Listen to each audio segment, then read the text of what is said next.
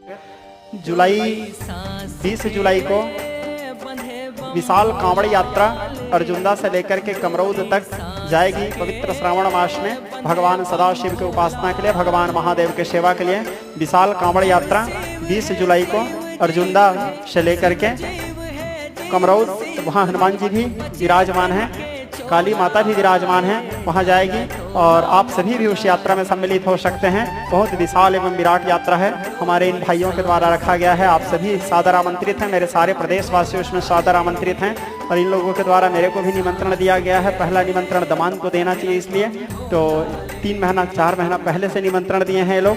तो मैं भी सम्मिलित रहूँगा 20 जुलाई को अर्जुंदा में और हमारे भाइयों के साथ कांवड़ यात्रा में सम्मिलित होकर के अर्जुंदा से लेकर के कमरौद तक मैं भी इन लोगों के साथ में चलूँगा, भगवान महादेव के भजन कीर्तन करते हुए। आप सभी लोग भी 20 जुलाई को हमारे ससुराल अर्जुंदा में सादर आमंत्रित हैं। हर हर महादेव।